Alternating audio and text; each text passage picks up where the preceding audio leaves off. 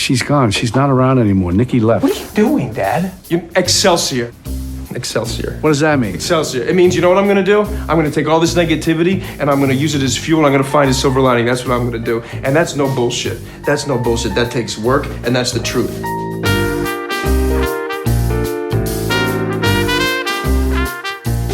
Hi, guys, and welcome to another episode of Hollywood Gold. I'm your host, Daniela Taplin-Lumberg, and I'm here with my right-hand woman, Becca Camarada. Hey, Bex, how are you? I am good. How are you, Daniela? I'm good. I'm so excited about today's episode where, I know I say this a lot, but we're about to tackle another one of my favorite movies, Silver Linings Playbook, the David O. Russell classic with Bradley Cooper, Bobby De Niro, and Jennifer Lawrence. Mm-hmm. And so we're interviewing Bruce Cohen, who we've interviewed before. We love him so much. He did our episode about American Beauty, which is such a great story. And he's about to tell us the tale of the tape about Silver Linings Playbook. And I can't wait to get going. It's when the whole world fell in love with Jennifer Lawrence. I mean, she is a genius. We're about to hear her sort of like spring from the gods on this one. And I don't think anyone really knew who she was. And I think Bruce is going to tell us how the cast and crew took to her. And, she's such a talent and a force of nature. So I'm excited to hear about that. I'm very excited to hear Bruce because he's also a great storyteller. If I recall from the last episode, he remembers a lot and he's very involved and he tells a great story. So I'm very excited to hear this. Bruce Cohen is a great producer and he's also a great storyteller. And I think those two things often go hand in hand. So let's get going. Let's do it.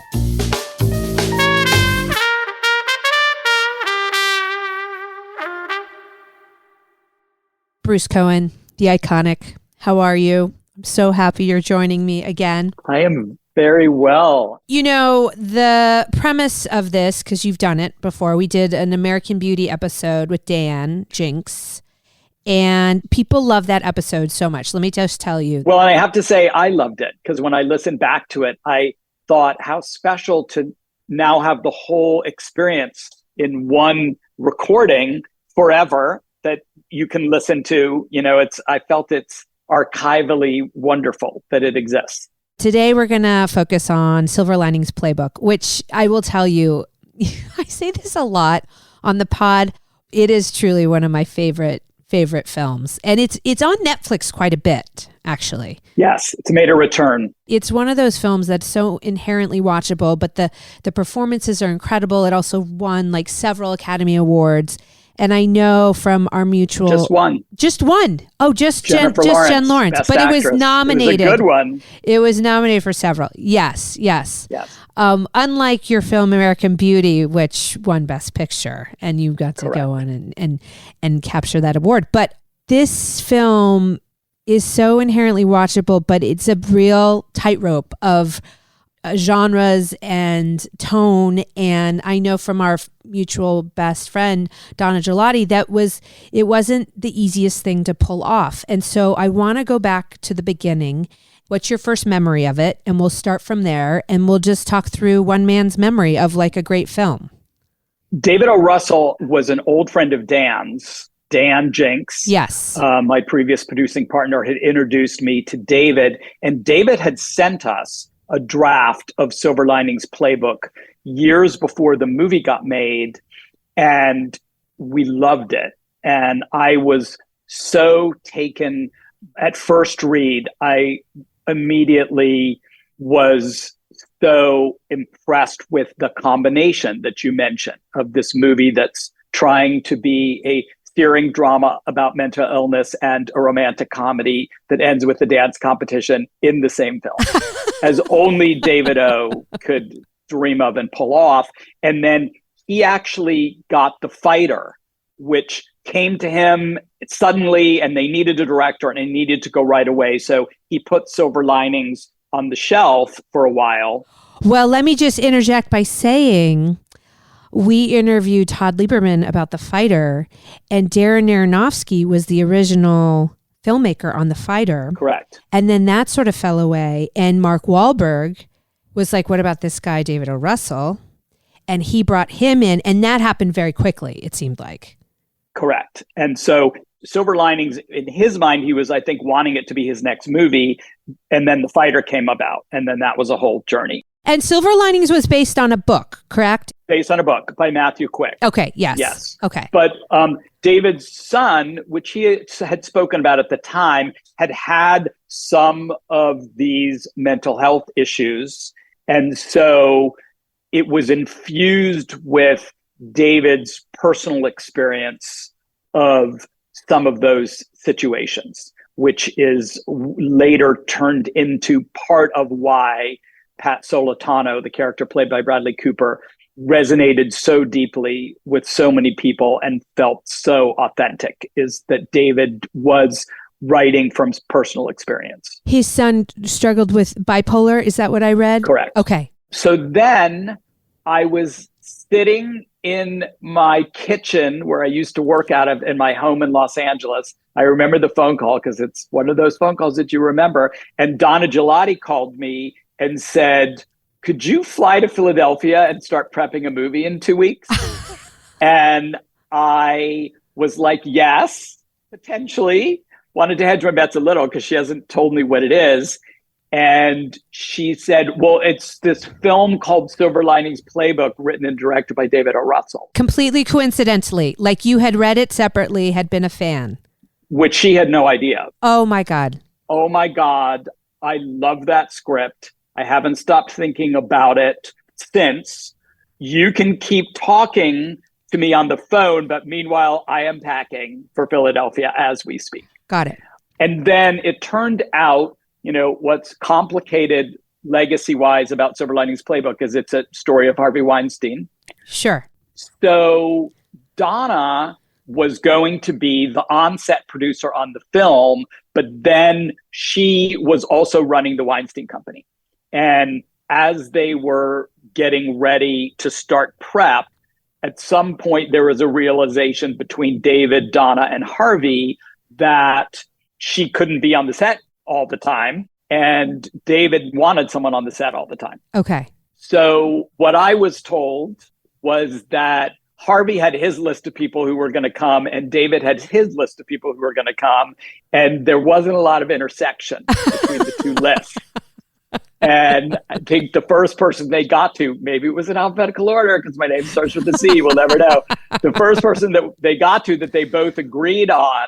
No way. Bruce Cohen was, okay, number one on the list. Got the thumbs up from both. Okay, got it. So Donna Gelati got the sign off to make the call to me and see if I wanted to come produce Silver Linings Playbook, which I 1000% absolutely did. Silver Linings, the script had been around for a while, as you attested. It had been around for a few years. He had been working on it. It was something he was passionate about. But the legacy of David O. Russell being brilliant, he had done a couple movies and then he did this movie, I think it was called Nailed, that never came out, or there was some reason that it didn't work. Didn't get distribution. And suddenly the town was cool on David O. And then he went to make The Fighter, and that turned out to be a huge success. And suddenly everyone was excited about him again. Does that resonate with you? Yes, that is correct. And The Fighter, which is a brilliant film, but one of the things that it's incredibly notable for towards its legacy and its awards legacy is that he got nominations in all 4 acting categories, which was a magnificent feat that he then repeated with Silver Linings back to back, 2 movies in a row. Oh my God. All 4 acting category nominations, which one would assume has never happened before since, that a director has done that on 2 movies in a row. So we've got the background, Harvey suddenly hot on David O. Do you have any reservation? You know David, but you've never produced a film for him, correct? Correct. At that point. He has sort of like a brilliant but wild reputation. Like he's someone who been notable for expressing his feelings a lot on set and that kind of thing. Did that give you pause at all before taking this gig? No, because I knew him, I loved him as a person, and I loved the script. So I went in with my eyes open, but, I feel like you want to work with brilliant people, and then you want to try and help them bring the best version of themselves to the set and get the best version of their brilliance on the screen. That's part of your job as a producer. So you jump in, you go to Philadelphia. Have you done any casting in advance of your time going to location? Yeah, so Bradley had been attached for a while.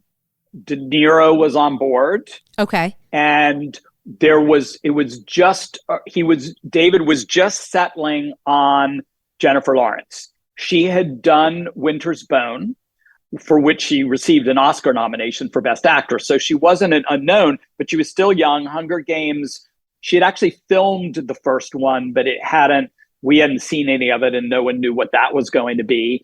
And because time was so tight, we were at that point like in prep 8 weeks from shooting. They ended up Zooming because she was, I think, in Kentucky, and they couldn't schedule an in-person meeting. So she auditioned for him on Zoom, and he got off the Zoom, and he knew. He's like, she's the one.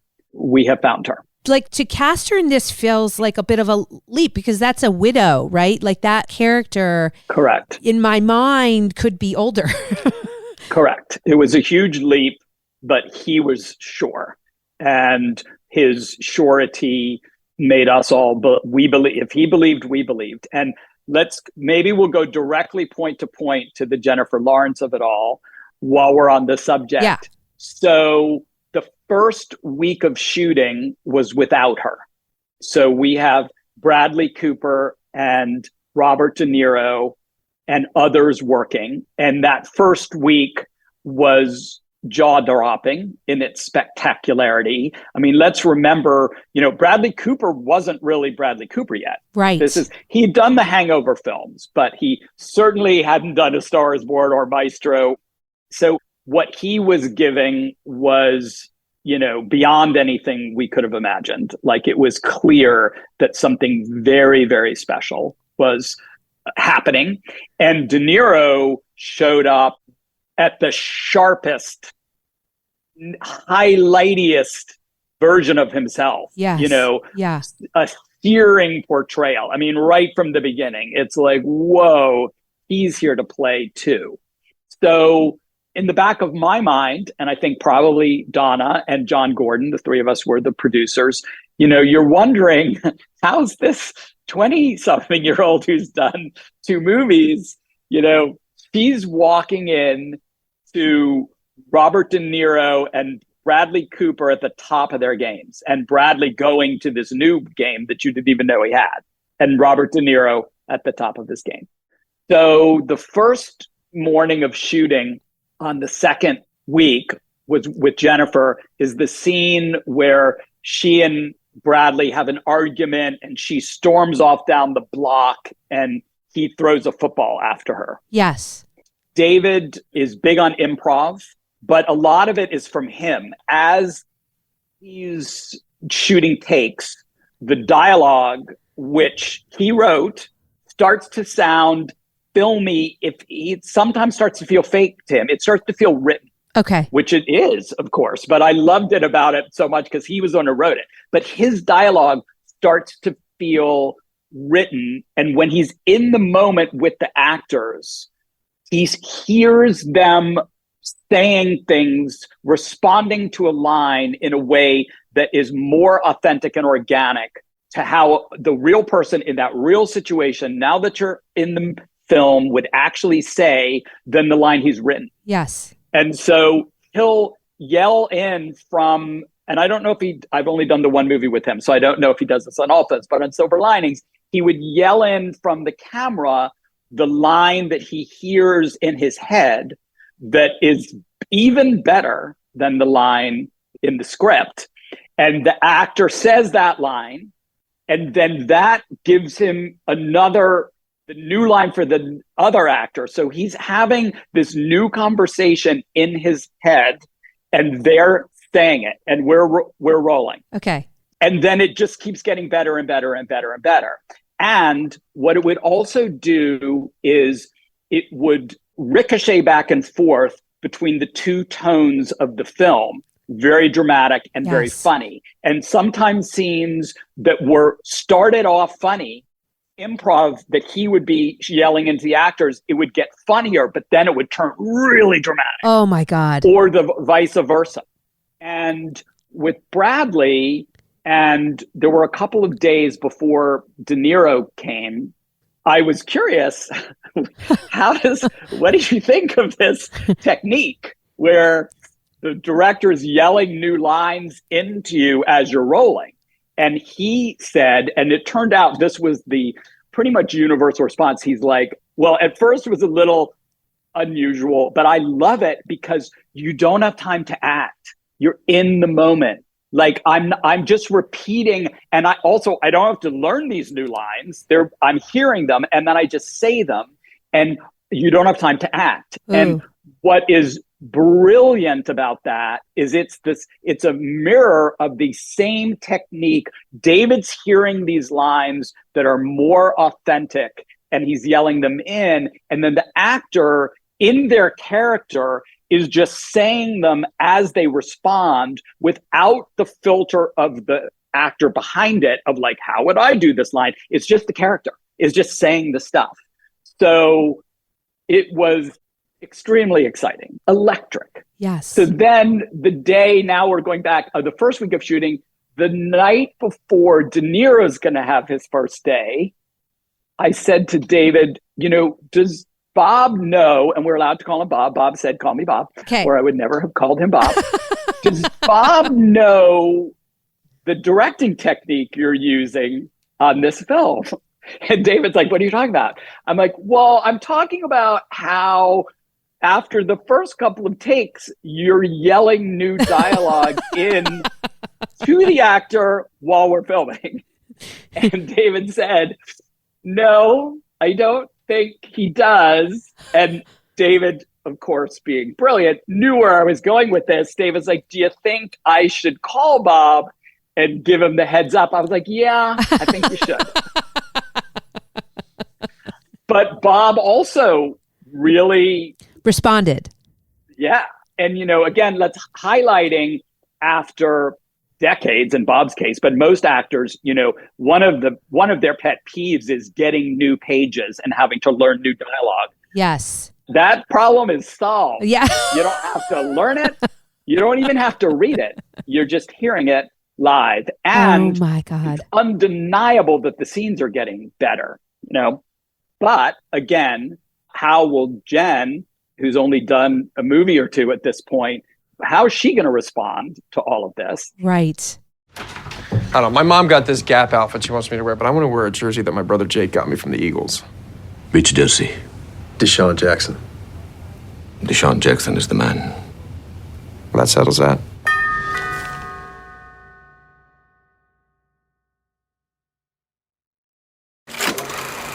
I hate the fact that you wore a football jersey to dinner because I hate football, but you can fuck me if you turn the lights off, okay? How old are you? Old enough to have a marriage and to not wind up in a mental hospital. So Jen, she shows up. Bob happened to have been there. He wasn't in the scene. He was hanging out. There wasn't a lot of other stuff to do in Philadelphia. So he was there that morning. And on the first take, and the takes are long because David also on that film, which is a technique I loved, he ran the whole scene from beginning to end, every single camera angle he did. Oh my God. It was like a play, and it had that immediacy. It had that reality to it. Yes. He shot almost the whole film on Steadicam. And so there weren't traditional setups. There was no master close-up coverage. Oh what my he God. would do is on each take, the Steadicam would roam around and get different angles and different close-ups on different actors. And he'd run the scene 3, 4, 5, 6 takes through the whole scene from beginning to end until he and the Steadicam operator felt like they had gotten everything they needed to get. So were you just running one camera the whole time with a Steadicam? Sometimes the second camera would get in there here and there, but it was primarily that Steadicam, which also a huge shout out to Jay Cassidy, the brilliant editor, because I Silver Linings was the first time he and David had worked together, but then they've worked together many times since. It's an editor's nightmare because you're 100. changing dialogue with Yes. the improv. He's yelling different lines in, and the Steadicam's doing different, and there's no set. So good luck editing it all together, but you're getting just absolutely brilliant material. So Jen arrives. Yeah. We're doing that scene outside the house where they argue and storms off. But at the end of the first take, this moment of realization on all of our parts that if anything, she's better than Bradley and better than Bob.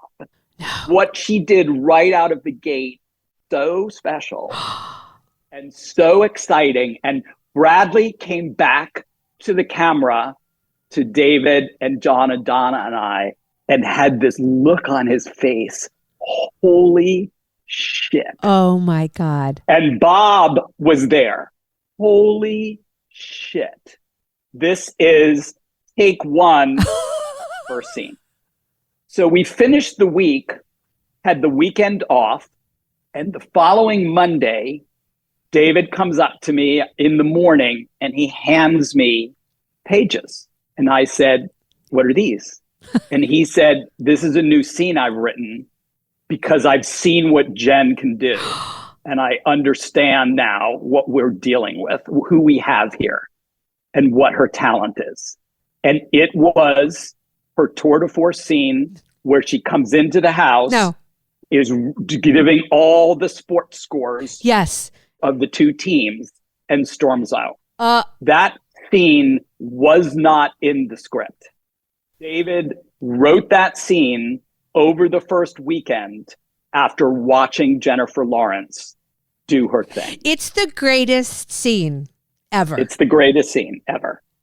Gave me chills. And I said to him, I go, now that is a gift that a director gives to an actor. That's right. So we wanted to capture that. And I think we decided, my memory is we decided like to shoot it in the next couple of days. And I think she read those pages. I don't know if I specifically asked her, like, what did you think when you read those pages? But she knew. She's smart. She's Jennifer Lawrence. She's going to become Jennifer Lawrence. She's becoming Jennifer Lawrence. So we shoot the scene a couple days later. The principal takes on that scene are take one and take two. And I think it's mostly take two is in the film. Okay. But take one, she storms in. She does the whole thing. Oh my God. She storms out. And I turned to John Gordon and I said, and I quote, "She's going to win the Academy Award for Best Actress." Oh my God. And you've never been wrong, Bruce Cohen. And he said, "What are you talking about?" And I said, "I am telling you right now, right here, she is going to win the Academy Award for Best Actress from this scene." By the way, you made the same call on American Beauty and you were absolutely right. I don't know if you remember telling that story, but I believe you. You came out of a preview of American Beauty. You said, "We're going to win Best Picture." Correct. I called Best Picture. Those were maybe my only two calls. I called Best Picture for American Beauty and I called Best Actress for Jennifer Lawrence. And I have, at this point, Kevin Spacey has won Best Actor for American Beauty and Sean Penn has won Best Actor for Milk. So I maybe, a little bit kind of know a little bit about what I might be talking about. I think you've got the, And so you got the zhuzh. Totally. Yeah, that was Jennifer Lawrence's first week on Silver Linings Playbook. I'll tell you, like, whenever I need like a real boost, I will watch that scene because she just dominates. And also, I think it's a indication of her brilliance, but of his writing. The writing of that scene is so a beautiful mind. I mean, it really is, like, just the knowledge of sports and like superstition and mental health and humor and drama and all the things. It's all in the soup and it's like the perfect meal. I give kudos to both of them and I give kudos to you for calling that. Well, dominance is the word. Yes. That is exactly what happened, is that David O. Russell, Bradley Cooper, and Robert De Niro, three men, understood and loved to every inch of its reality the fact that she was going to dominate all of them in this movie. And they saw it, and they knew it, and they loved it, and they embraced it, and they moved out of the way for Jennifer Lawrence to dominate because they knew how right it was for the film and for the material and for her part and how special it was. And David wrote the scene for it. That's what happened. It almost felt like the character was her a little bit and that she had that bravado. And like, did you feel that was just who she was and she was just inhabiting the person she was meant to be? 1,000%. I thought she was just the most extraordinary, phenomenal, brilliant, hilarious, incredible person. And that's just her essence. I mean, it comes through. It's undeniable. You know Jennifer Lawrence's essence from hearing her talk and seeing her on talk shows and seeing her on social media and watching her movies is she's got that, spark. And it was the second time in my career that I had seen it because I had been the second AD on Satisfaction. Who was that their first movie? Julia freaking Roberts. Julia Roberts. And in rehearsal, the first day I met Julia Roberts, we were rehearsing in Los Angeles. She was 18 years old. She had done Mystic Pizza at that point, and this was her second film, but it wasn't out yet. Yeah. And she walked into the rehearsal room and smiled that smile, and everyone knew that Hollywood had changed. Oh my! Like it was also undeniable. And in that movie, she talks so fast that it's actually hard to understand what her character is saying. And yet she's going to be the hugest movie star in the world. And then I had the exact same feeling with Jennifer Lawrence on Silver Linings. And a lot of people would make those comparisons. There was the Not Since Julia Roberts, which I always love because I just happen to have this personal connection that's the two times in my life where someone has walked onto a set and I knew from the very first second that they were destined for international movie stardom based on the pure power and joy and charisma and enthusiasm of their personalities. Like it's who they are to begin with. But I'll also say that it's, that also goes hand in hand with David's directing technique on this film is that the line between the actor and the character really blurs because that's what David's responding to.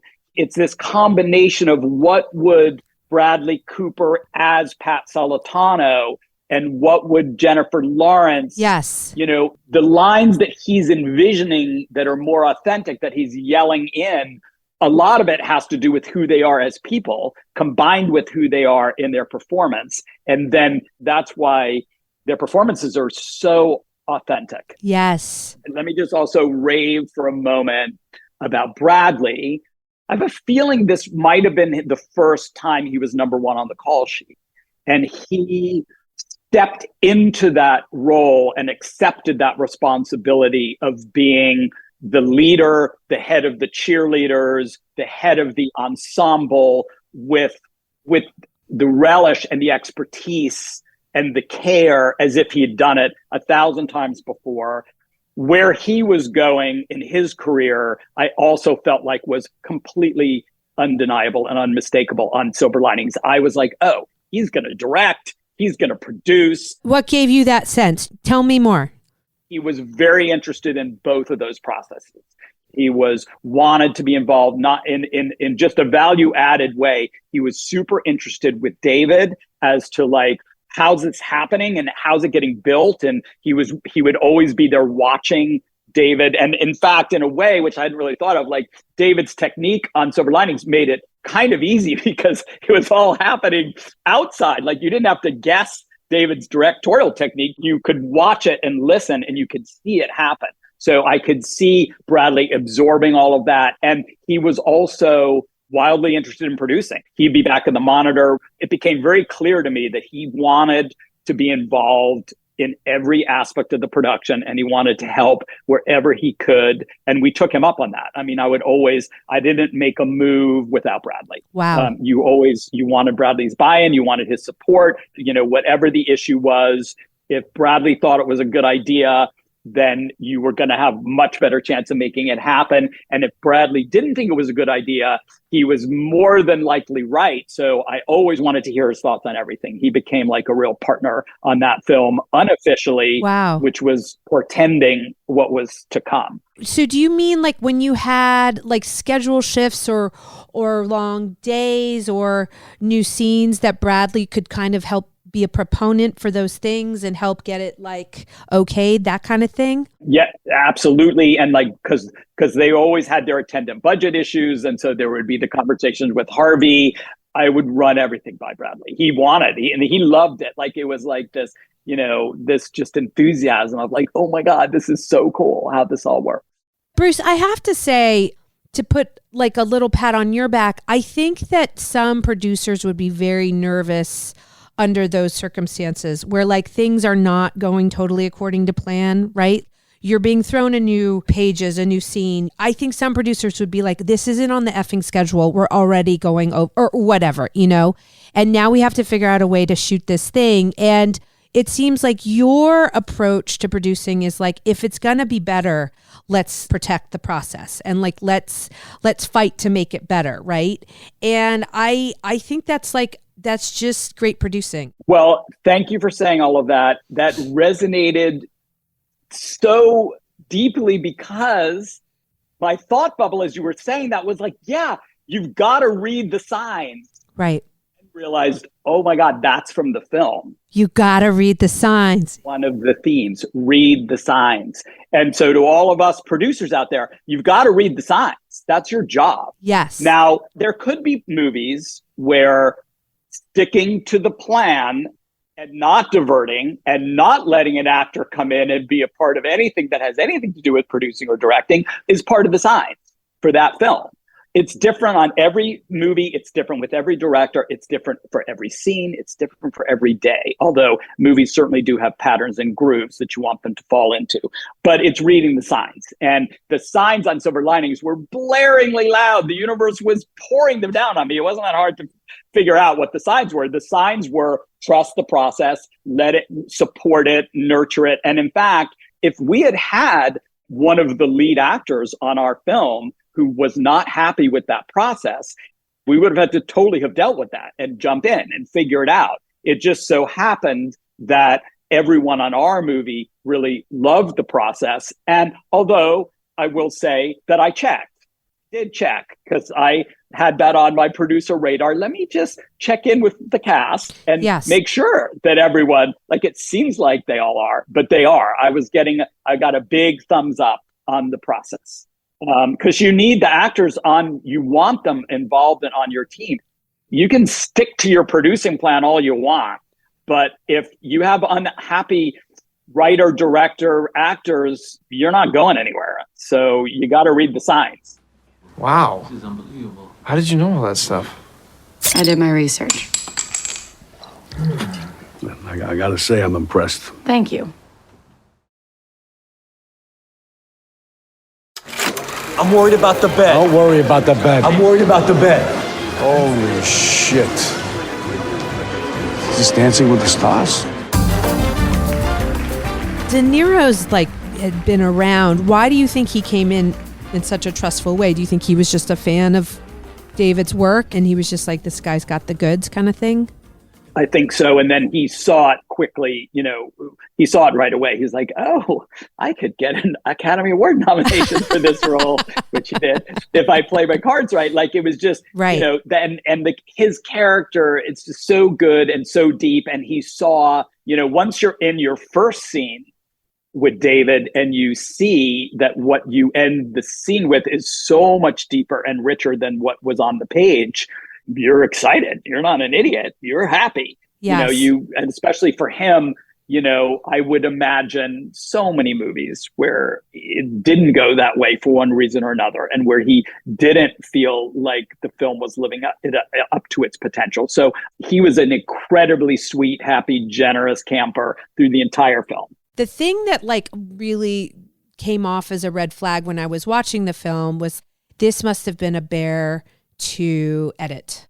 When you're dealing with bipolar disorder and all these issues that you're dealing with, it's a very serious topic, and yet this is a story of two people finding each other and falling in love, and there's so many very critical, important issues that you're dealing with, and yet it's so incredibly funny and it rides the line so beautifully. But that must have been difficult to find in the edit. So I will also never forget the day that David said, "Can I show you a scene?" And he was still in his director's cut. I was, honored to be included. And I went to the editing room in LA, and he showed me a long version, probably maybe 6 or 8 minutes long, of the diner scene where the two of them are sitting and talking in the diner. And I lost my mind. I was rolling around, writhing in joy and excitement on the floor, literally, because I was like, we got it.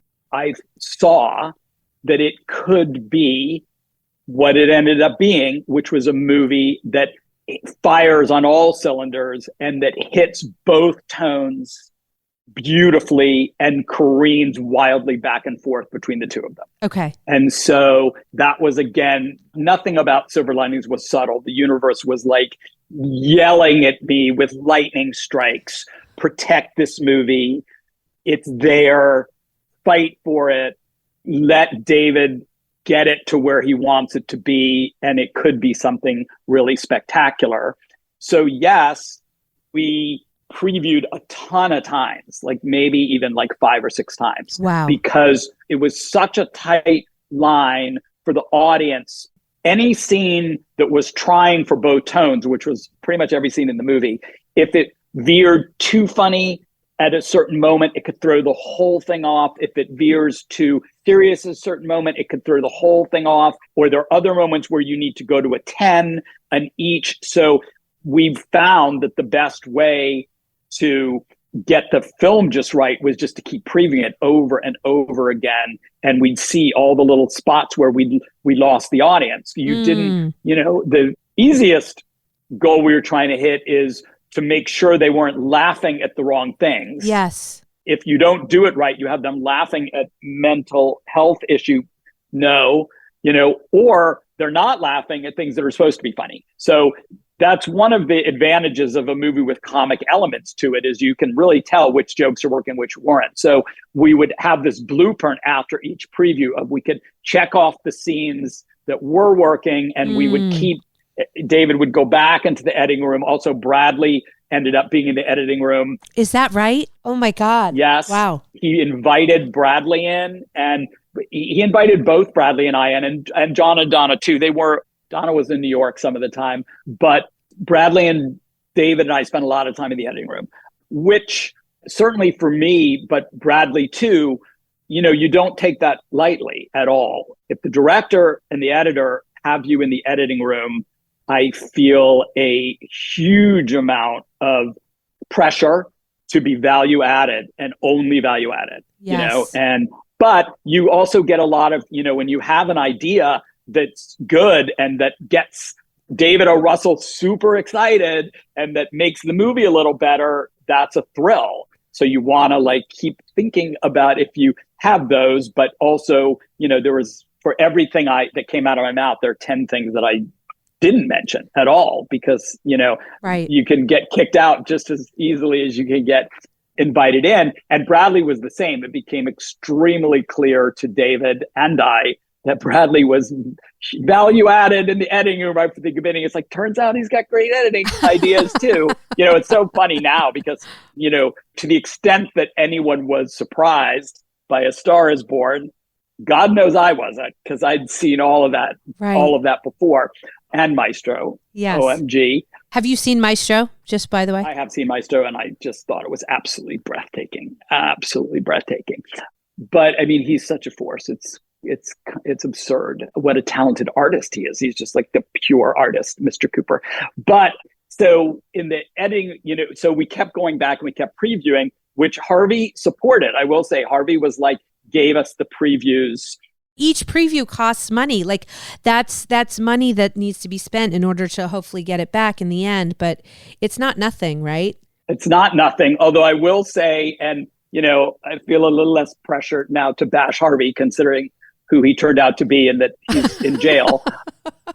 He hated when we showed in the movie, he thought the film was terrible and wasn't working at all, and fired John and Donna and I because we had done such a horrific job producing this movie that wasn't working at all. Oh my God. Yeah. And I was like, you are dead freaking wrong. Oh my God. This is a phenomenal movie. How did you come back to it? Did you just not give up? I mean, it's sort of, we just ignore it. We're like, get him out of the editing room. Right. Now we'll never know because I certainly ain't asking him.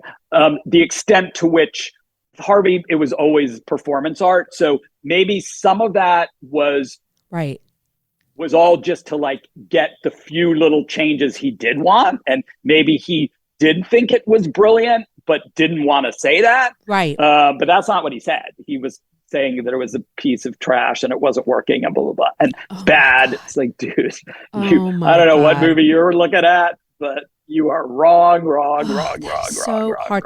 I could talk to you about this forever. We didn't even talk about like department heads or how creatives worked with David, and we'll get that another day. We got like so much good stuff. You're such a good storyteller. I love talking to you. Thank you. But the thing I love to ask every time we do this is like, and maybe we answered the question in the telling of the tale, but like, why do you think this movie it resonates as much as it does? We were so busy through all of filming and all of editing with the film itself, the fictional work of hopefully art that we were creating, that we, funnily enough, or mistakenly enough, although it turned out to have a happy ending, as I'll say, we literally were paying no attention at all to the idea of, is this even appropriate or tracking in the mental health space? We didn't, and part of it was David had, he's like, I'm telling some of the story from personal experience and I'm telling my truth and it'll be what it'll be. We didn't vet it. We didn't show it to experts. We didn't ask ourselves those questions. And in some ways, the movie was so strong and powerful at every turn that we just made the movie. It literally didn't even cross our minds, which, as I said, is bad and a mistake, as it turns out. I mean, I wonder now where everything gets vetted tighter. Sure. So started previewing the movie, and when the screenings would end, people would come rushing towards us. It was clear from the first time it happened, it was more than just fans wanting to tell you that they loved the movie. And there was people that we noticed, you could tell, who had this look in there, something deep that they wanted to express. Yeah. And what we would hear after every screening, but it was particularly poignant and moving the first couple of times it happened, was, I have gone through this. Yeah. I'm bipolar. My husband's bipolar. My kid's bipolar, or a related mental illness. It was many, we'll never know the percentage, a huge number of people in the audience who had a personal experience with something along the lines of what the film was talking about, were so moved. Right. And so devastated, but also filled with joy and hope at the same time. Yes. A reflection back of the two tones of the film and the emotion and depth and authenticity again with which they came up to share their stories every single time. That's when we knew at a whole other level what we had and what we had done, because it was speaking so directly and so truthfully and so beautifully to the community that it's about. And if you can reduce the meaning of the film, at the end of the day, what the film is saying is, take your meds. Yes. It's a take your meds movie. And which we hadn't really planned. That wasn't as preconceived, but turns out, which I knew a little bit of, but now I know a lot more about because I got very involved in mental health and mental health initiatives because of the film. We did a tremendous amount of work with veterans with PTSD, Sure. Which through an organization that Bradley hooked us in with. We ended up, Bradley and David and I went with them, testified on Capitol Hill to get a mental health bill passed, which passed as a result of the film. Oh my God.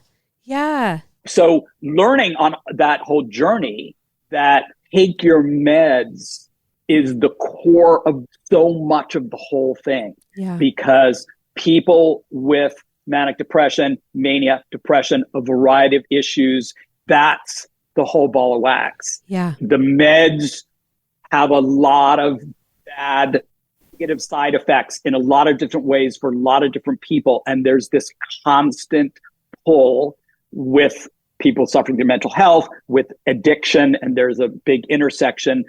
They don't want to take their meds. Yeah. And every day it sort of mirrors sobriety in some ways. Each day it's a new struggle. Am I going to take my meds? So it turns out that the mental health professionals and all the people we're talking about that saw it related, it turns out take your meds is a huge, powerful, positive message. And what we were hearing over and over again is that coming from this movie and coming from Pat Solitano and his journey through Bradley Cooper, it was working for people. Right. People were taking their meds. You know, they weren't listening to their parents, to their doctors, to their health professionals, to documentaries, to lectures. But they got through in this film. They listened and to that Pat. goes to the larger issue, which, you know, we know, and I've had the incredibly blessed experience to work on a bunch of films that prove this over and over again, is that a narrative fictional film, when well done, can change hearts and minds better than pretty much anything else in the whole world. 100. I was just going to say that. You're entertaining, but you're changing hearts and minds. And those are the movies that like stick. And so you've made many of them, but I just want to thank you for making this one. Again, it's people in my family. Like it so resonates. It so resonates. Everyone. I mean, that was what was shocking, but not surprising is how big a percentage of every audience had some interaction with mental health issues. Oh, Bruce Cohen, you're just the best. Thank you for doing this. I could ask you more and more questions, but like this is perfect. You gave me all the great stuff. It's all the stuff I wanted. We'll come back. Congratulations on Rustin. Everyone must watch it. I'm so thrilled for you. It is another tour de force. Congratulations on getting another film that is so socially impactful, but also just entertaining and lovely and wonderful. And I hope to see you soon, Bruce. Yes, please. I hope so too. Thank you. This is always so fun doing this. It's so fun. We'll just keep doing them. We'll keep doing them. Yep. All right. Bye, man. See you soon. Thank you. Bye. Bye.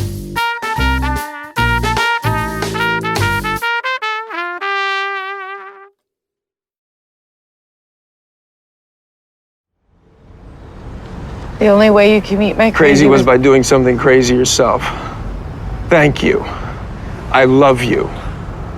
I knew it the minute I met you. I'm sorry it took so long for me to catch up. I just got stuck. Pat.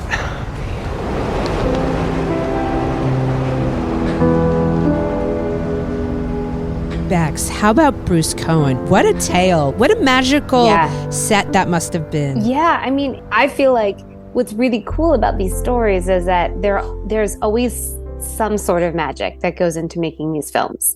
And this felt like it was one that was a really magical process. Yeah. And it also made me appreciate a lot of things, right? The brilliance of Jennifer Lawrence at such a young age and not being intimidated. She was 23 when she was cast to be the lead in this film against Crazy. those two heavyweights. I mean, Bradley Cooper was sort of like on the rise, but he was obviously much older. And then De Niro. I mean, like, are you kidding? Like a legend, an acting legend. But just going back, I just loved hearing, Jennifer Lawrence at that time had just made Winter's Bone, which was a small independent film that got her a lot of attention. And Hunger Games hadn't even come out yet. Like, she was new. She was cast in this role when she was 23 years old. She was not proven. And I just love the notion of this young woman coming on set and blowing everyone out of the water. It's like the most inspiring thing, that she was just like not intimidated. And so it's so great to like see that. And by the way, guys, I think Silver Linings is on Netflix right now. So if you have not seen it, please go see it tonight.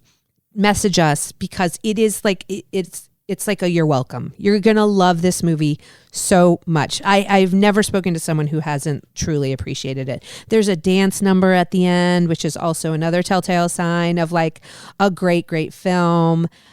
Like Bradley Cooper, so great. Chris Tucker does an amazing turn. I mean, it's really just the tops. It's the absolute tops. By the way, our pod is just blowing up. We're so excited by this success. We were in People magazine the other week. I mean, like, we're just so excited because it brings us such joy. Did you see this review that was posted, Bex? Review of our podcast? Yes. Must listen podcast.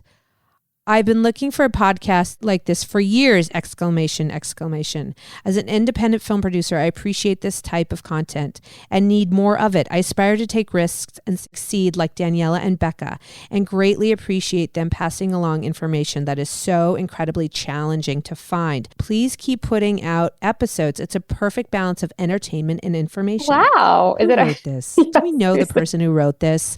That's so nice. That is so nice. Anyways, you guys, thank you for listening. We're going to keep going. We're going to have a ton of great guests this season, and we love you so much. Bex, you do the wrap up. Well, thank you, loyal listeners, for always listening and supporting. Please remember to like and subscribe.